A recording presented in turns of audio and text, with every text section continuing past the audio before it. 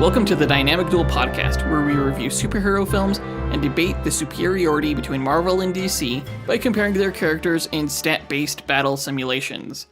I'm Johnny DC. And I'm his twin brother, Marvelous Joe.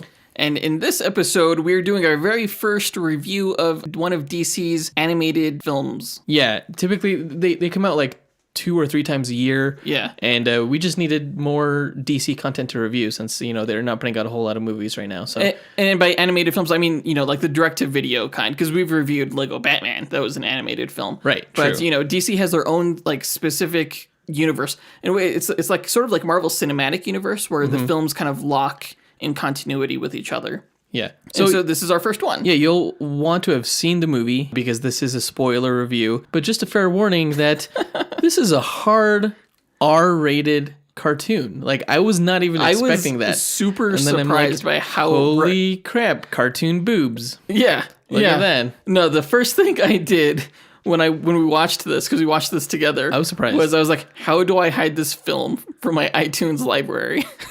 So your daughters don't find it. Yeah, exactly. And it wasn't a bad film. It was. I'm not too familiar with the DC animated universe. I have like Justice League War, and I think that's the only one I have. My favorite is still Batman Under the Red Hood. Under the Red Hood was good. I've heard a lot of them were good, so I had pretty high expectations going into this one. And Maybe too high? Maybe. It wasn't too bad. I appreciated it for what it tried to be. Yeah. But we'll get into that later once we get into the review. Yes. Before that, we get into our news breakdown. And this episode, not a lot of news. Just like last episode, We'll be talking about one thing, which in this episode is DC's Batgirl movie is still on, apparently. And the screenwriter for that is a woman named Christina Hodson. I shouldn't say there's like no news coming out for superhero movies because there's like a lot of Avengers Infinity War news coming out, but a lot of it's like spoilers, and that's kind of like the content that we don't like to discuss so close to a film's opening. Yeah. So, I don't even read those articles. Yeah, I try not to. Yeah. I do, but I try not to. So yeah, that'll be the news that we'll be going over this episode. Again, you can look at the chapter times in the episode description if you want to skip around. Just a heads up that the bonus podcast episode will be releasing this Thursday this week will be a ranking of the top 10 fight scenes in Marvel and DC's films. Not just any fight scenes though. We got like super specific with this and said the fights had to involve one hero against multiple bad guys. Because there are a lot of great fights in these movies, like team fights, mano-a-mano. But again, for this bonus episode, we focused on the greatest one versus many fights. And we'll play a quick teaser of that content after this episode ends. So look forward to that on our Patreon. And if you're not one of our patrons, you can join us and get all the extra bonus stuff that we put out for $2 a month. So check us out at patreon.com/dynamicduel if you want to listen to our rankings. And you'll also get access to the other bonus content we put out each week, such as blooper reels, movie pitches, and duel results for matches outside the Marvel and DC universe. Yeah, I'm really looking forward to next week's movie pitch of the Fantastic Four. Yeah. There's been a lot of talk about Fantastic Four casting recently with John Krasinski and A Quiet Place and stuff like that. Yeah, so I feel like it's good timing. Yeah. All right, so before we get into the news, it's No Prize time. So a No Prize is an award that Marvel used to give out up until the 90s to fans who, spotted continuity errors or typos in their comics. Yeah, it was. I think it was a postcard, or maybe it was an envelope. Our No Prize is based exactly off of that. It's a straight ripoff, admittedly. But, ours is digital, though. We post it on social media, and we personally do an illustration on there for those who we feel gave the best answer to our question of the week. Last week's question was, considering the possibility of Disney's acquisition of 20th Century Fox, are you still interested in seeing X-Men Dark Phoenix and New Mutants, which have now been pushed back to next year, possibly after the deal is approved? Yeah, we got a lot of great answers to this one. I think the general consensus was no, not looking forward to I think we only got one hard yes answer that they definitely still want to see these films. Yeah. So we're going to award the No Prize to Mr. Dan Baker and Mr. Jordan Ross Shield, who kind of were on both sides of the fence. And both sides of the spectrum for yes and no. Yes, yeah. So congrats to you guys. Dan Baker's answer was, I've seen all these movies and I've enjoyed them all to some degree. I'm invested in the characters. I want to see how it all plays out. Which makes sense. It makes sense. I mean, let's not kid ourselves. None of us are looking forward to this, but we're all going to see it regardless because, it just might turn out good.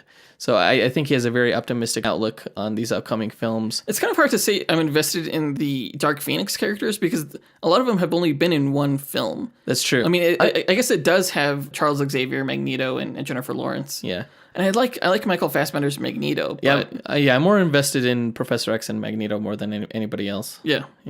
And the other side of the coin is Jordan Ross Shields' answer, who said, and I'm paraphrasing here, the X-Men universe is far too large with far too many characters with in-depth personalities and traits to be done justice in a way that fans will never be happy. With all the Marvel and DC movies that come out, I feel there's no real point to watching the X-Men movies anymore. Because he's content with the other ones. Right. And I see that side too. It kind of seems like Fox is trying to like put out as many Marvel films as they can just to bank on the Marvel name. Right. You know? As Mr. Tim Brown said in his answer, he basically suspects that, Fox is just making these movies to hold on to the rights and to be profitable. Yeah. They don't really care, which I absolutely agree with. Are they holding the characters hostage, I wonder? Like, not Disney, anymore. You better buy me because I got your characters. Maybe that's how this all worked out. It was their long game. Yeah. And it panned out because they're getting a buttload of money for this acquisition by Disney. So, yeah, that does it for the No Prize. We're going to go ahead and ask another question of the week this episode, so go ahead and stay tuned for that. On to the news.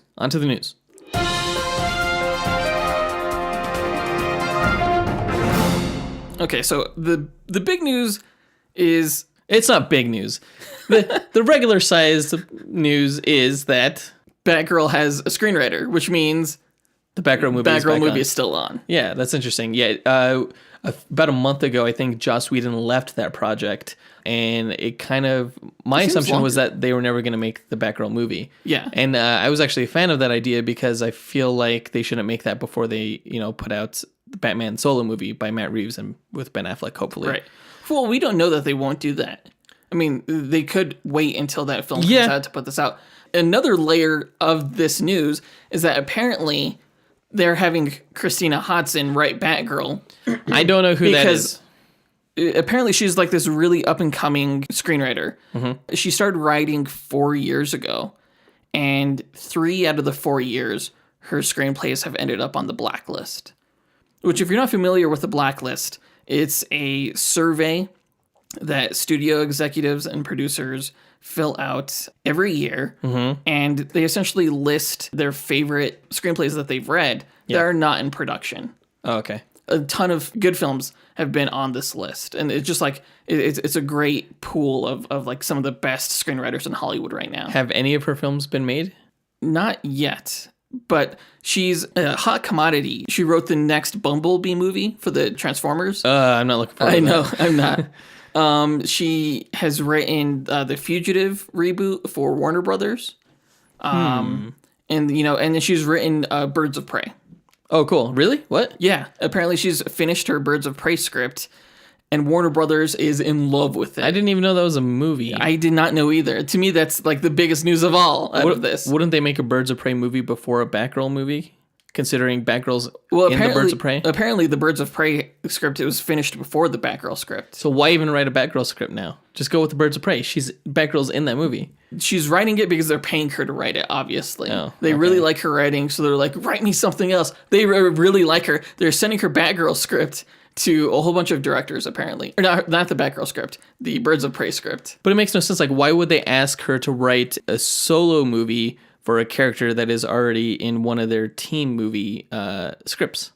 It's kind of weird. Because they really like her as a writer, and they want her to keep writing their characters. Would the Batgirl movie be a sequel to the Birds of Prey movie?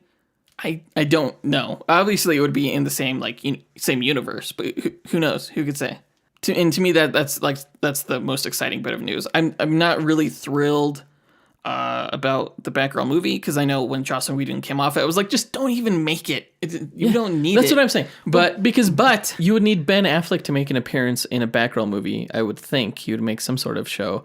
And you'd hope. I would think that it's something that he wouldn't want to do, considering how on the fence he is about even being part of the next Batman film. Here's the thing: anytime a member of the Bat family appears on film, I want it to be with Batman because I like Batman so much. Yes. But the thing is, Batgirl has her own comic, and she's had it for a long time. So she, obviously sells her own comics and obviously has good stories. So introduce Batgirl in the next Batman movie and then have her spin off on her own movie. They may do that. They may do that. We don't know. But I would like to see a Birds of Prey movie just because it also has, Huntress and Black Canary. Apparently, this one, according to the Wrap, this Birds of Prey film stars Harley Quinn. Harley Quinn's never been in the Birds of Prey. Has she? No. I don't get it. I'm confused. Another Harley Quinn movie? Don't we have like 10 of these? There's like the Gotham Girls. What is it? Gotham City Sirens. Gotham City Sirens. The Joker and Harley Quinn movie. Suicide Squad 2. And now this new Birds of Prey movie starring Harley Quinn. I think she's been attached to a Birds of Prey film for a while. Really? That's not news. Too much Harley Quinn. We're reviewing a Harley Quinn movie this episode, and I'm already sick of Harley Quinn. Well, I don't know. We'll see how it goes. For all I know, it's just a script. It may not even be, Is she that great of a character and I just don't see it? Like, we had our duel episode with her last episode where she fought against Domino, and she had a fairly fascinating backstory, but I still don't get this appeal where all of a sudden she's, headlining 10 different movies in active development. To me, she is best as comedic relief. She should be that. I don't know if she's the best lead character, but then again, I've never really read a Harley Quinn comic. She has her own title. Her own solo title, yeah. I don't know. We'll see. In addition, one of the previous DC animated films that came out this year was Batman and Harley Quinn. Mm-hmm. It's super saturated. I think it was last year. Was it this year? I can't remember, but it's just dawning on me how this lady is just all over the place. Well, people like her. She was the number one Halloween costume for women 2 years in a row or something like that. Well, she's going to get replaced by Domino after Deadpool 2 comes out. I don't think so. I don't think so. People are going to be drawing black circles around their left eyes all the time. Except that Domino has a white circle in the movie. Whatever. All right. Wow. I think that does it for the news. Yeah. So here's our loosely related question of the week. After Aquaman, Shazam, and Wonder Woman 2, which are already in production, what are the next 3 films you would want DC to make if you were in charge of DC Films? It's a great question. I think a lot of people have an answer to this. Yeah. So, Aquaman's already in development. It's coming out in December. Shazam is coming out next year along with Wonder Woman 2 is next summer. So, after those movies are made, what are the next 3 movies you want DC to make?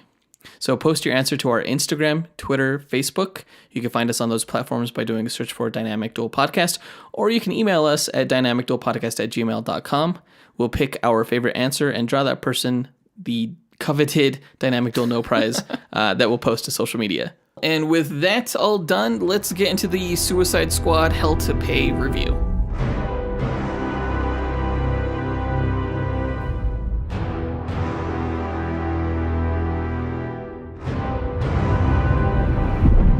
So if you haven't yet seen the Academy Award-winning film Suicide Squad, you may not be familiar with the team or its concept. The Suicide Squad is... You son of a bitch. The Suicide Squad is a nickname for a covert government team officially known as Task Force X. It's a group of supervillain criminals recruited by a ruthless government executive named Amanda Waller to carry out these impossible suicide missions in exchange for time off their sentences. And if you didn't know any of that, that means you didn't watch the film, which means you should probably not continue listening to this review because it is a spoiler review. That being said, if you don't give a crap about DC or its animated films, go ahead and listen to this review because I think I'll go pretty depth into the It's fun to talk about. Yeah, it will be. I think it will be. Yeah. Because it was a kind of a crazy movie. Yeah. So this animated film serves as the introduction to the Suicide Squad after DC's animated movie universe reboot in 2014 that sort of acted like a new 52 continuity cleanup for their animated films. Oh, really? Yeah, it started with Justice League War. Oh, not with Flashpoint? No, not with Flashpoint. So this film is about the squad's mission to capture a magical get-out-of-hell-free card for a dying Amanda Waller, while competing with other supervillains who want the card for themselves. Yeah. I think the biggest question I had going into this film was whether it would be better than the live-action version. For me, it was not. Even though the premise was better, this whole get out of jail free card and Get out of hell free. get out of hell free card. Yeah. And if you die when you have it, you gotta go straight to heaven. It's a great concept for a supervillain team up movie. Yeah. But the execution, I think, wasn't nearly what it should have been compared to the live action movie. I think I would rather watch the live action movie again before I saw this again. The animation is just really cheap. And again, like, I haven't seen all of the films, but I feel like the animation wasn't nearly this, like, visibly Choppy? cheap. Not only choppy, but, like, the characters barely move. Yeah. It feels very drawn out. And they're like, when they talk, it's, like, very wooden. And it's just not good animation. Like, they don't have enough facial expressions. I would say that it wasn't even quite to the level of the Batman and Superman animated cartoons on the WB network. Because this is all based off of Bruce there. Timm's style. I'd heard great things about DC's previous animated film that featured the Suicide Squad. I think it was called Batman Assault on Arkham. Mm-hmm. It took place in the Batman Arkham Asylum video game franchise. Okay. So I expected great things, but as to whether this film was better than David Ayer's version, I think if you're familiar with the comic and the characters, then yes, you probably would consider this better. But if you don't know anything about the characters, then you'll probably find David Ayer's interpretation of the characters more appealing. Yeah, I think so. To that end, I would probably say that I prefer the live action film more, and I'm guessing that you're going to say that you preferred this animated version more to the film. They both had their pros and cons. I don't know which one I liked more. I think I liked them the same. Uh-huh. I definitely didn't like it the first time I saw this film. Again, like I tried to hide it. I was like, no one needs to ever see this. I think it was just the shock of seeing like hyper violence and like full frontal nudity in a cartoon. I did not expect that. Yeah. Because it wasn't in any of the other films. No, I did not even know this was rated R when we started watching it. No, me neither. So when we started seeing brain splatter and things like that, I was like, oh, okay. I see what they're doing here. They're going after, the big adult crowd. Because a lot of people said that the live action Suicide Squad movie should have been rated R. Yeah. And so I think these guys are trying to appeal to those fans. Yeah, seeing this, I definitely agree. It was trying to be, in my opinion, a grindhouse film, which is kind of a brilliant approach. You know, just being so hard R and definitely not for kids. Yeah, like the unrefined, nasty tone is perfectly suited to the Suicide Squad property, I think. Yeah, but ultimately, I think the Bruce Timm style of animation is just too simple and cheap to translate to like other specific visual styles like Grindhouse. Yeah. An anime, I think, like what they did in Kill Bill, would have been so much better because like we're used to seeing over the top anime. Yes. It makes me think that for the live action sequel, Suicide Squad 2, instead of Gavin O'Connor, who directed The Accountant, as the director, I would love to see someone like Quentin Tarantino or Robert Rodriguez. Direct. That would be awesome. Direct a Suicide Squad movie. Put it one step closer to like Sin City, Yes. I think that would be really cool. Yeah, it really would. They need to do that. It wanted so bad to be like Grindhouse, but it's just way too clean. I think ultimately this film had to exist within an already established universe and an already established visual style to its detriment. I think it would have been much better if it was just a standalone film. Yeah. I remember during like one comic convention when Suicide Squad was still in production, David Ayer was explaining like what made Suicide Squad different from other films, and he said that it wasn't a film about good versus bad, but rather a film about bad versus evil. And I'd say that like thematically, this film deals with the same issue. Mm-hmm. Like from the opening scene when Deadshot mercy kills Julie. Through to the end of the film, there's like this theme of redemption and being good or righteous enough to earn the love of your daughter, as in Deadshot's case, or go into heaven and be with your fiancé, as with Bronze Tiger. Yeah, I loved Bronze Tiger in this, but we'll get into that in the character breakdown. Yeah, the spiritual aspect of the film surprised me. Like the film's MacGuffin, like we've mentioned, the thing the Suicide Squad was on a mission to get was a magic get out of hell free card that was stolen from the Tower of Fate, which I thought was hilarious. Like all these bad guys trying to get into heaven. I think this premise, it was just so much stronger than the live action version. And like Deadshot was like, so you believe in that stuff, huh? Like he was the skeptic who was like, thought that this kind of whole mission was kind of a waste of time. But yeah, you have all these super, not good people who all of a sudden, you find out that like deep inside they have this strong spiritual like faith almost. Yeah. Kind of. So that They're like afraid that it's just true. It's just something that's unexpected and hilarious. It is funny. Yeah. Yeah, I like it. Before we get into the plot, let's do the character breakdown. There's a ton of characters in this film. And I want to touch on just the members of Task Force X specifically. And we could touch on the others as they pop up in the plot breakdown. Sure. So start off with Deadshot. Deadshot was voiced by Christian Slater. And it was not his best voice work. No, it was a little bland, I think. Deadshot is not the most exciting character to begin with, personality-wise. At least as far as I'm aware of. Well, I think a lot of the problems I had maybe with Christian Slater's voice work was what was on the page. Like he's supposed to be this kind of like cold, like kind of brutal assassin, but in this film that translated to a lack of personality, in my opinion. You're right, he is bland. Yeah. Story-wise and ability-wise sort of in this film. He was not like the one-shot kill guy that I know from the comics. He wasn't a sharpshooter or a marksman. No. He was like a spray as many bullets as you can until you hit the target kind of guy. It's like, well, I could fucking do that. Yeah. Like there was a car chase scene where he's trying to, shoot the car behind him.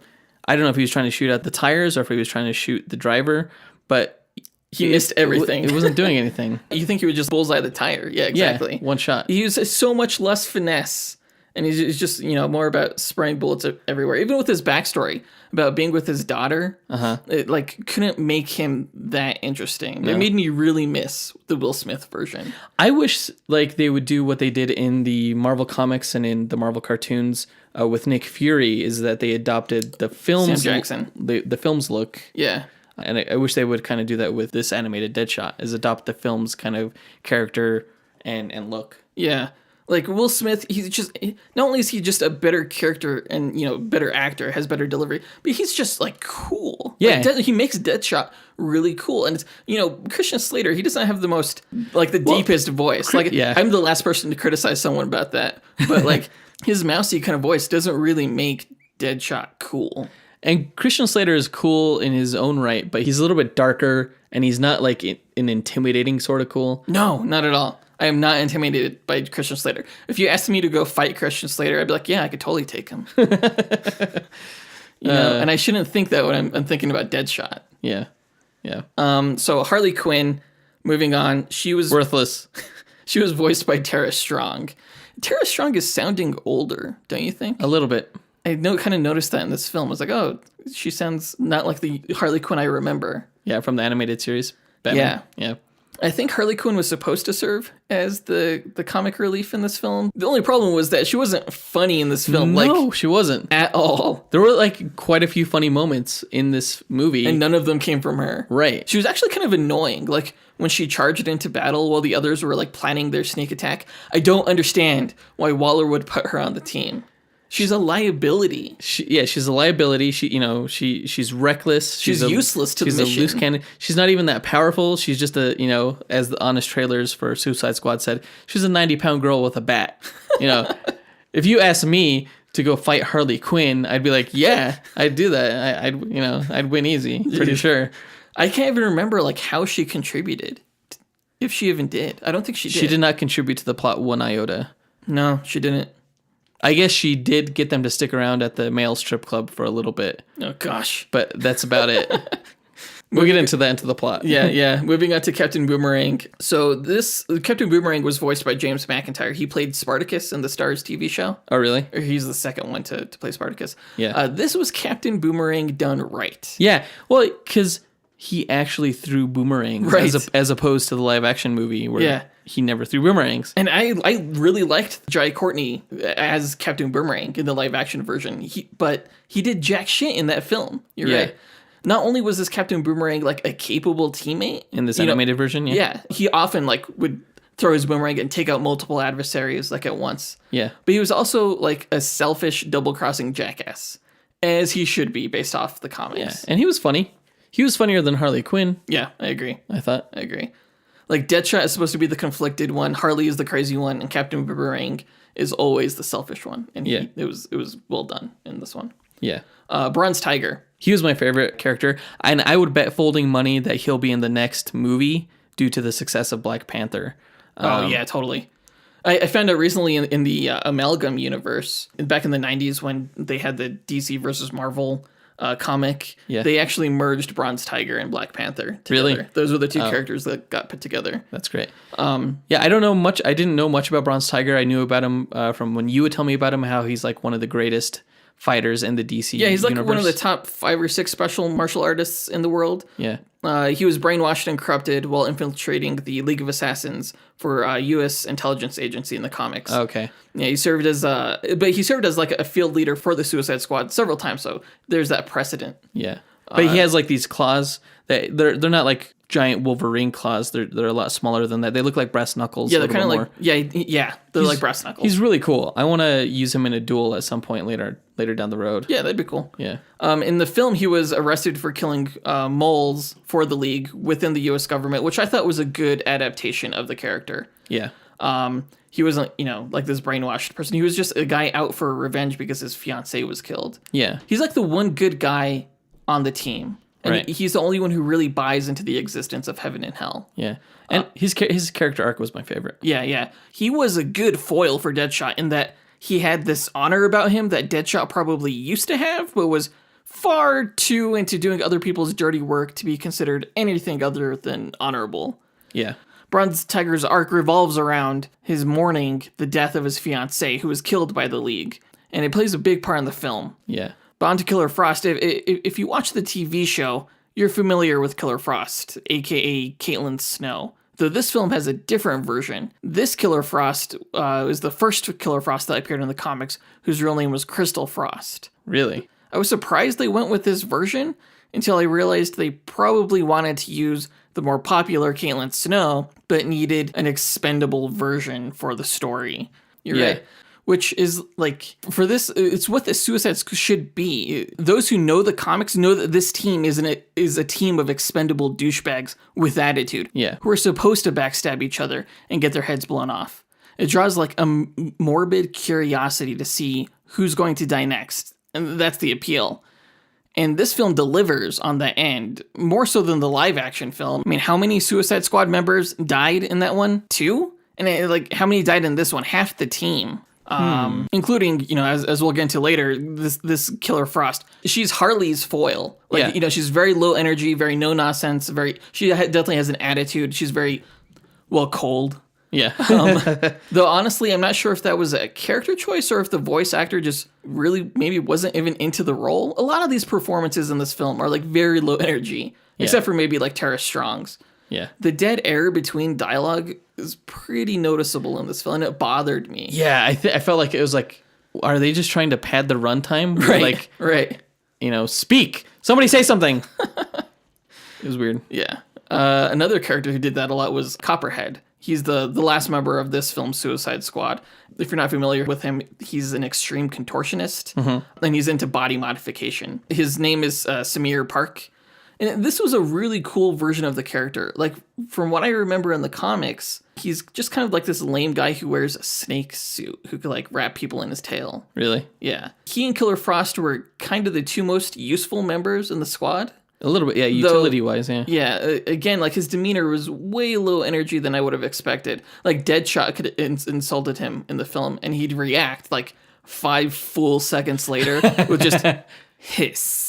I was like, what? Well, he was like supposed to be like the sophisticated one of the group, Really? even though he like didn't look it at all. Because you think a guy into body modification like that and like acid spitting, he would have an extreme personality. Would have a bit more character. Yeah. He was like almost like an English butler. I know. Kind of. It was weird. It was weird.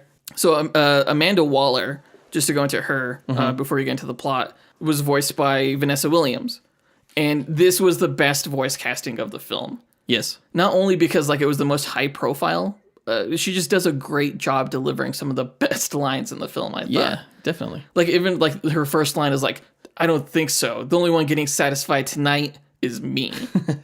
With Punch and Judy when they were like making out. And then, like they keep your heads on the mission if you want to keep them on your shoulders. I can't do it justice. Vanessa Williams does it so much better than me. I don't think I've ever heard any of her voice work before as an actress, Vanessa Williams. I was impressed. She like emoted, it's funny. It's a way to do a cold, heartless character right. Unlike, Christian Slater with Deadshot. Yeah. Amanda Waller is supposed to be this ice queen.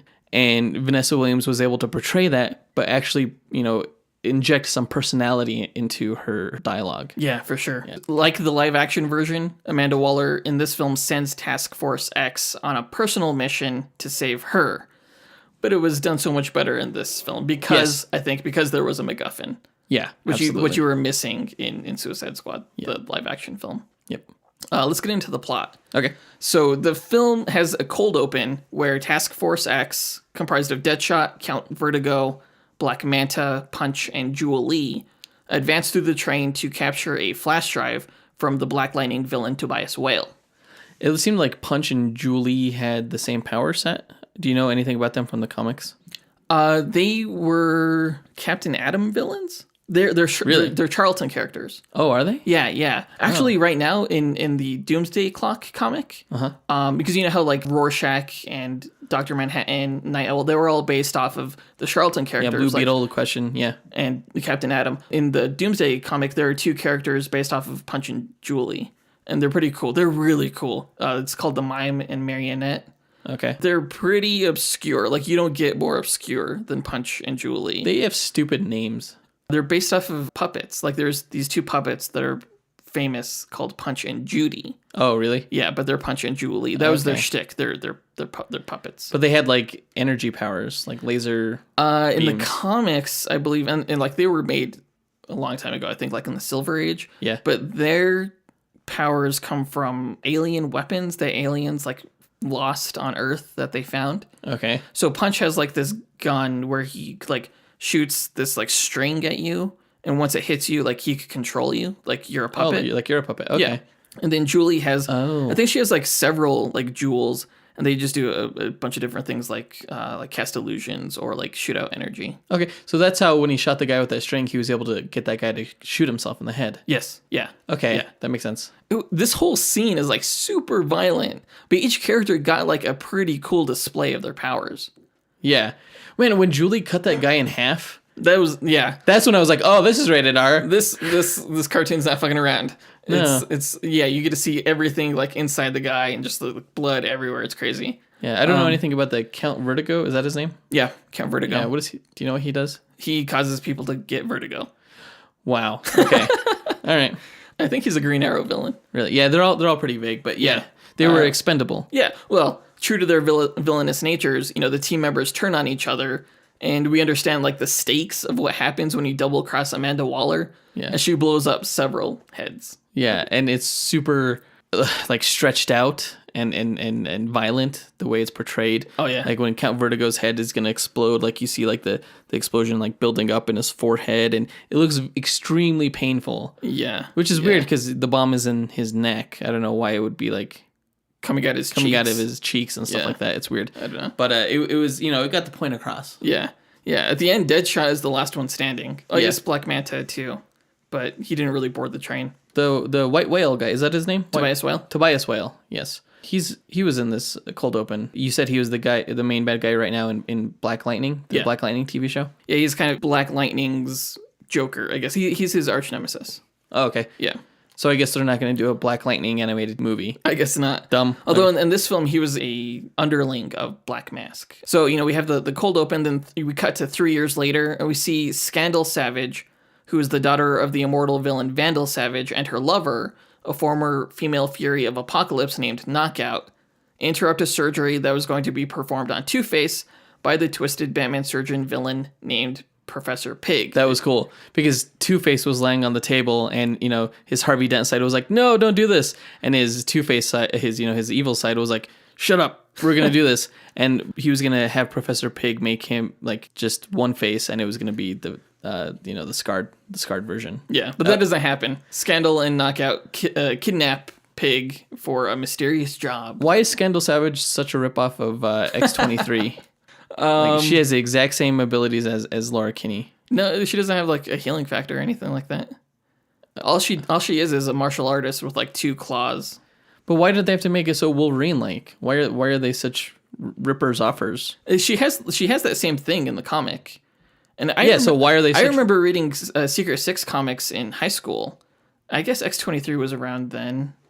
Because she's the leader of another team that's kind of like Suicide Squad, but it's called Secret Six. And actually, this whole kind of plot line with the Get Out of Hell Free card actually comes from a Secret Six comic. Oh, really? It's not based off of a Suicide Squad storyline. Oh, okay. Yeah.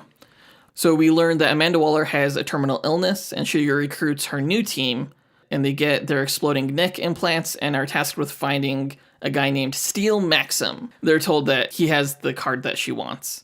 The team heads off in an RV to Branson, Missouri, where he's been spotted looking for work. We find out that the Flash villain Zoom has teamed up with villains Silver Banshee and Blockbuster to find the card themselves. I didn't know Zoom was going to be in this film. Yeah, that was surprising. He's a really cool character. Yeah, he's been popping up in a lot of places since the Flash TV show. I guess since Flashpoint. Yeah. He's a really really crazy villain. One of the worst villains in DC Comics. And by worst, I mean the best. Well, it's so cool to see. Usually that super speed power is saved for a lot of superheroes, but its applications for evil are boundless. Yeah, it's crazy. Task Force X finds Steel Maxim performing at a male strip club at the same time as Zoom's team, and an all-out brawl ensues. It was during this scene where I was just like, what are we watching? It was like literally like a 1 minute sequence of just a male stripper dancing around a pole, flexing, wiggling his ass and like flopping around, literally. I was like, holy crap. Who had to animate this? Who had to animate this? I mean, and we had like female strippers earlier on the train scene in the cold open, but I felt like that was much less explicit than this male dancer. I thought I was watching Magic Mike for a second. I've never seen that movie, but it's what I imagined it would be like. Yeah, it's probably that, exactly. Yeah, it's funny. As the squad escapes with Steel Maxim, Deadshot notices that Zoom isn't moving as fast as he should be when he's trying to go after them. Yeah. This is probably my favorite scene of the film. Once they're safe, they're all sitting around a campfire, and Steel explains that he used to be Dr. Fate, chosen by the Lord of Order Naboo for his fitness, apparently. He was seduced by Knockout into letting her and Scandal enter the Tower of Fate, which is this magical realm that holds countless magical artifacts, including the Get Out of Hell Free card. Yeah. And he explains that if someone holds the card when they die, they can bypass hell and go straight to heaven, though it could only be used once. That was a funny backstory. It was great. The guy who did his voice, just hilarious. Yeah. This was the funniest character in the film. It was just so over the top and just so outrageous. It was Dr. Fate was a stripper. And it's just funny when he's talking about how he was Dr. Fate and he's just like posing. And like he was like posing for Silver Banshee and she just like fell in love with him. him. Yeah. It was funny. It was good. Yeah. Knockout and like it was like in the middle of a fight. Like they were fighting and then Yeah. he started posing and then she like stopped fighting him and fell in love with him. Yeah. Hilarious. Knockout and Scandal stole the card and Steel was stripped of the title of Dr. Fate and banished from the tower. Waller deduces that Vandal Savage must be after the card as well and orders Task Force X to steal the card from Scandal and Knockout in Denver. Yeah. Where we're from. Yeah, Denver. It was really cool because, Denver doesn't play a big role in a lot of movies. You don't see a lot of it in entertainment. So, right. And then all of a sudden, you see the DC cartoon version of Denver, which is like this huge bustling metropolis. And, downtown Denver is only like 10 square miles. It's not a huge city because we're right up against the mountains. Right. The Rocky Mountains. And it's just funny to see. Yeah, like they thought it was like New York or something. Yeah, Denver looked like Metropolis from the cartoons. Yeah, exactly. So many tall buildings. Yeah. We have a lot of skyscrapers, but not that expansive. They're all rectangles essentially. They're not like intricately like architecturally designed. Yeah. It's funny. It was fun. So the squad heads out in their RV and they abandon Steel on the side of the road. The squad ambushes Scandal, Knockout, and Professor Pig in their penthouse apartment. And they find the card. Yeah, that's where we see the cartoon boobs and the cartoon crotch area. Yeah. Which I was not expecting. I was surprised. I was like, damn, DC, you went there. I know, they did. That's weird. How do you feel about that? Like, should DC be getting into like this, like really hardcore, mature content? Like, they don't do that much of that in the comics. It was rated R. I almost feels like they did couldn't- things just for R-rated sake. Well, though. yeah, and that's the thing. I couldn't justify what they were doing until after I watched the movie again, and I realized they're going for Grindhouse. The opening credits for this film, we didn't really touch on those. The titles. But the opening titles, it's very Grindhouse. Yes. It's like straight from, like Planet Terror and Death Proof. Yeah. The Quentin Tarantino and Robert Rodriguez films. Even the music. There's gunshots and fire and film grain, Yeah.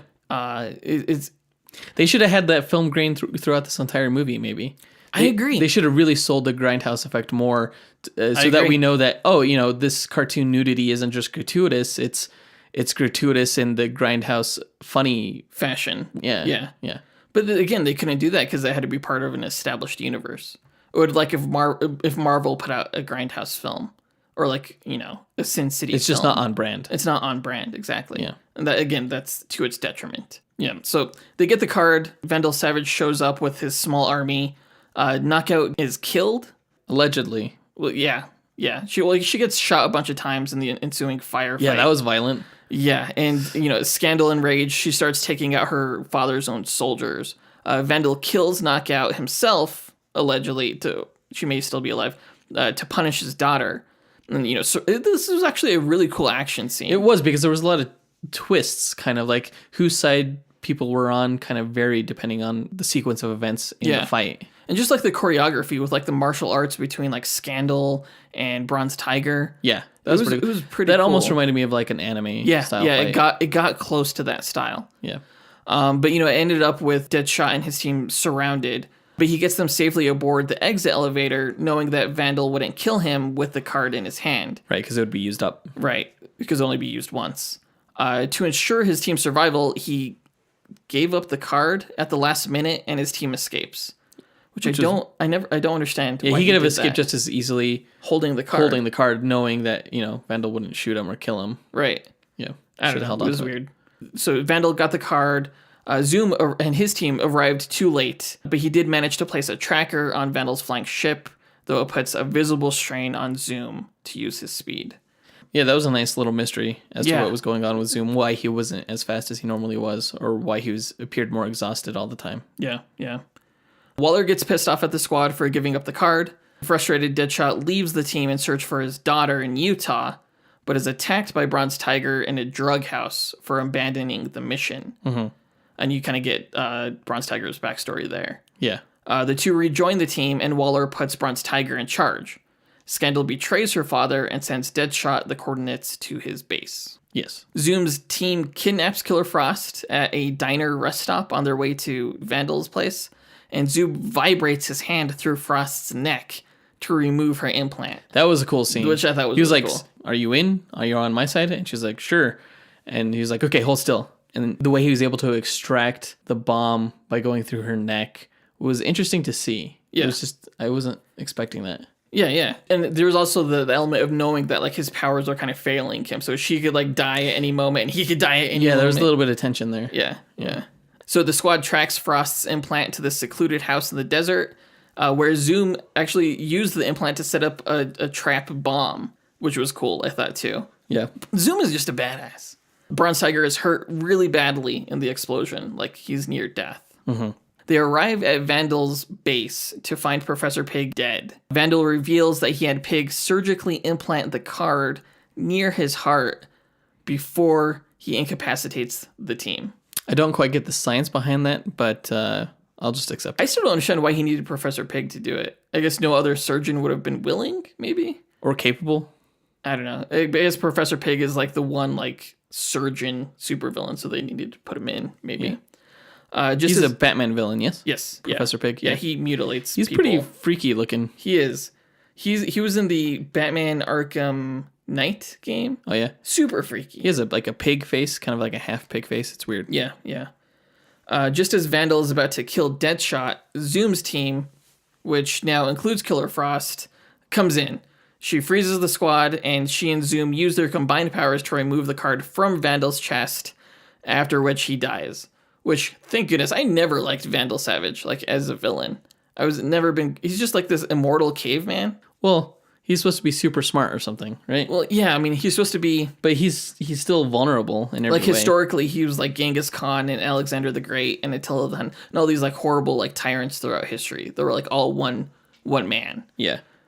I still don't find him interesting for some reason. I don't know. He was in another DC animated film that I saw where he was like he was the head of the Legion of Doom. Okay. I don't know. I never got into the character. But right after this is where the crazy twist happens. Zoom reveals that he's dead or slowly dying after being shot in the head by Batman's father in another timeline in a previous DC animated movie universe film, the Flashpoint Paradox. Yeah.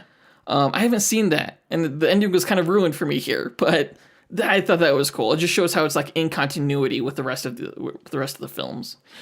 Yeah, so I'm trying to understand what happened. He was shot in another timeline, so he absorbed as much Speed Force as he could before he finally died there to try to get himself into heaven in a separate timeline. It's weird. It's kind of complicated. How is he able to... He's using the Speed Force to extend his dying second into weeks in order to get the card in this timeline.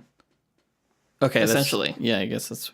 But that would mean that in this timeline, a week here is just a second in the other timeline. Like the speed, it's like the the Speed time Force. flows It's at the different Speed Force, rates. dude. Don't worry about it. It's the Speed Force. Dumb. That's your answer. Like even with the Flash and Quicksilver duel episode that we had a few months ago, you're like, don't think about it. It's just the Speed Force. Exactly. Yeah. Okay. Frost betrays her new team. She kills Silver Banshee and Blockbuster, which I did not see coming.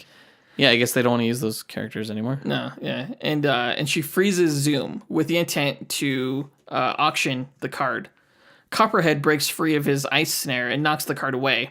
He and Frost end up getting frozen together in their fight, and Waller detonates Copperhead's explosive implant, killing both him and Frost. Yeah. Which was dope. This end scene is the best in the movie. Oh, It's what the rest of the movie should have been. It's well written. There are lots of twists and turns. Yeah. Lots of deception and lies. And just lots of cool displays of power. Yeah. Yeah, for sure. All within the span of, like 10 minutes. Unless you're Harley, then you're useless. Yes. Yeah, I think this scene and the cold open on the train, I think these were the two best scenes in the movie. Yeah, they're really good. Deadshot breaks out of his ice and frees the others, only to be betrayed by Captain Boomerang, who knows Waller won't kill him as long as he has the card. As Boomerang tries to escape, he's confronted by a still badly wounded Bronze Tiger.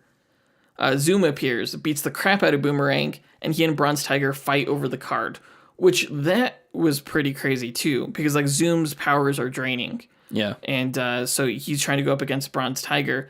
He grabs this knife and he starts just like zooming past Bronze Tiger because he knows he can't get too close because his reactions are too slow and Bronze Tiger is too good of a fighter. Yeah. So he's just like killing Bronze Tiger with like 1,000 cuts. 1,000 tiny cuts. Yeah. Yeah. It's horrible. It is. It's crazy to It's see. like It looks over and painful. over and over again. Yeah. Deadshot arrives, and with the dying Bronze Tiger's help, he kills Zoom while he's not holding the card. Like Bronze Tiger like throws a knife and it severs Zoom's fingers. Yeah, so he drops the card and then Deadshot shoots him. He shoots an X into his body. Yeah. Into his torso. And then Zoom finally dies in the Flashpoint Paradox universe. Right. Yeah. Deadshot gives the card to Bronze Tiger as he dies, allowing him to go to heaven to be with his fiancée. Yeah. Waller shows up. Right after that. That was great. Deadshot gives her the now useless card, unbeknownst to her, which I thought was hilarious. Yeah. I loved it. Because Waller is such a horrible person. Yeah, she doesn't deserve the card. No, everyone knew that. Everyone was saying that in the film. Like, Waller doesn't deserve this card, Yeah. And the fact that she has it, knowing that it's not going to work, is like the best kind of justice. Yeah, well, she doesn't know it's not going to work. Right. She doesn't know. Yeah. It was great. So, having earned his freedom with the mission they just completed because he accrued enough time working for the Suicide Reduced from Squad. his sentence. Yeah, reduced from his sentence that he could go back to Utah and be with his daughter. That's how the film ends. It was interesting because going back to the scene where he was looking for his daughter, just, I guess to push the R rating, it turns out that her roommate is a drug user. Yeah. I mean, marijuana. She was asking Deadshot if he wants some weed. Yeah, and so she pulls out a bag of weed, which I'm like, Bruce Timm, no! Like he's like, and then like when he goes to the drug house looking for his daughter, like you actually see an animation of a dude shooting up heroin. Yeah. And I don't know, it's just surprising to see that kind of stuff being done in the art style of a cartoon that you enjoyed as a child. Yeah, growing up. It's very, very clean, very colorful. Yeah. Very simple. It's very simple. I think that's what makes it so jarring. Like if it was if the movie were drawn in a different art style, I wouldn't be as nearly shocked by, seeing someone shoot up heroin or seeing a nipple or seeing someone's brain splatter and stuff like that. Yeah. But the fact that it's done in this art style, it's shocking. It's absolutely true. I mean, it's like, oh, I never saw that on the Saturday morning cartoons as a kid. Yeah.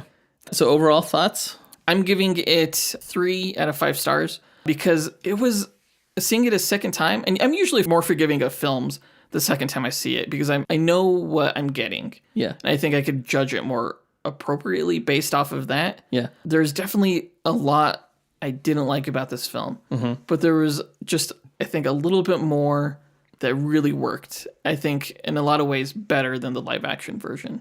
Yeah. So I'm giving it the same rating as I gave the live action version, which is 3 stars. I'm giving it 2.5 stars just because I think my expectations for the DC animated film universe was so high. The only other one I've seen was Under the Red Hood, and I was expecting a lot from this film. And to that end, like I didn't enjoy a lot of it. There were some parts that I really did enjoy, but I feel like there was a better way to get from A to B in this. A being, the cold open on the train, and B being the end scene in Vandal Savage's lair. I think a lot of the in-between stuff was seemed arbitrary and random and not well plotted together, I think. And I think that's where the film mostly lost me. It's kind of interesting because there's so many twists and turns that, like, you think you know what's going on in the film, and then it completely changes. Yeah. And then, it's like this, they're in this new predicament. Well, it felt very episodic. Yeah, it almost felt like it was like a 3-part cartoon television show episode. Yeah, I can see that. But overall, like, I'm hearing people who do regularly watch, like, these direct-to-video films. Yeah. Like it. They say it's one of the better ones. Really? So I don't know if that's good or bad. I will say it's still, I've seen most, if not all, of the Marvel animated films. Really? And none of them are good. But I really don't think that this movie was leaps and bounds better than those. It was definitely better, but it was not overtly better, I would have expected. This really makes me want to watch Flashpoint now. Yeah, we'll watch it and we'll review it at some point, maybe this year. Yeah. Maybe before the Flash movie. That'd be perfect timing. Yeah, that'll be in Why not? Because that one's supposed to be based off of Flashpoint anyway. Right. So I think that wraps it up for this review. Yeah. If you've seen the movie, go ahead and write into us and let us know what you thought about it. If you were as shocked about it as we were, or if we're just, I don't know, prudes or something. I don't think I'm a prude. Like, I've seen like crazy anime stuff. I just not in that art style. Like, it makes me uncomfortable. I keep going back to that because it was Grindhouse. Just that art style. It was just a not good art style for that approach. Yes. Yeah. Absolutely. So in our next episode, I think it's a dual episode. Yeah. The next 2 episodes are dual episodes. Yes. Our next episode is going to be Green Arrow versus Hawkeye. Which, holy crap. Yeah, we're giving Hawkeye some love since he's not getting any love in the marketing for the Avengers Infinity War movie. I think I know why. I think I know why too, but I don't want to say. Yeah. Yeah, Green Arrow versus Hawkeye, it's huge. It's going to be big. Yeah. The fight following that, though, is the reason I wanted to do this podcast. I say that about quite a few of these, and I was like, this is one of the reasons. No, this is the reason. Yeah, it's going to be a duel between Darkseid and Thanos. It's huge. So we're going to learn all about those 2 characters right up before we review the Avengers Infinity War movie at the end of this month. Yeah, so you're going to be completely familiar with Thanos before going into this film if you listen to our podcast. Yes, it'll be fun. Yeah. So don't forget, guys, that if you go onto Stitcher.com/premium and enter promo code DUEL, you can listen to the Marvel's new podcast, their first scripted podcast, actually, called Wolverine: The Long Night. And it stars Richard Armitage, who was in the Captain America movie and in the Hobbit films as Wolverine. And it's just fantastic. He does a fantastic job as High production value. The story is amazing. It's kind of it's a crime story, basically. Yeah. It's done really well. I highly recommend it. Go ahead and check it out at stitcher.com/premium and enter promo code DUAL. And don't forget to stay tuned at the end of this episode for a preview of the Patreon exclusive content that we're going to be releasing this week. And it's going to be of our top 10 list of the top 10 movie fights between one hero and multiple villains. Yeah. You can find a link to our Patreon account on our website, dynamicduel.com, along with the current episode, the past archive of episodes, our merchandise. We have some pretty sweet t-shirt designs up on there, so definitely check that out. Yeah. And if you're listening to us for the first time, go ahead and hit that subscribe button. And if you've listened to us before, go ahead and please give us a rating and or review. That'd Much be awesome. appreciated. Yes. Totally appreciate it. I'd love you. I'd love you for that. You said it. If you did it. You said the L word. All right. That does it for this episode. We'll go ahead and touch you guys next week. Up and away. True believers. And in this little mini episode, we are going to rank the top 10 live action one versus many fight scenes. In a feature film. Yes. And this is a bonus episode exclusively to you Patreon subscribers. So I just want to start off by saying thank you very much. So the top 10 live action one versus many fight scenes, this is just for live action feature films. So it doesn't include the television shows. It doesn't include, otherwise, like, a lot of the Netflix shows would be on this list. Some of the CW. The Daredevil fight. Maybe some of the CW. I don't know. I wouldn't know. It's stupid. The DC's dumb. So one versus many means the hero versus multiple villains. Right. And they could be At least two. At least two villains, yeah. Let's go ahead and get into it. We're going to start with number 10, and we're going to work our way down to what we consider the best fight scene. Right. So number 10, we have, it's from Thor Ragnarok. It's the fight on Muspelheim. It is probably the best we've ever seen Thor in hand-to-hand combat. He felt very powerful and very capable of himself, probably more so than we've seen him in any other movie.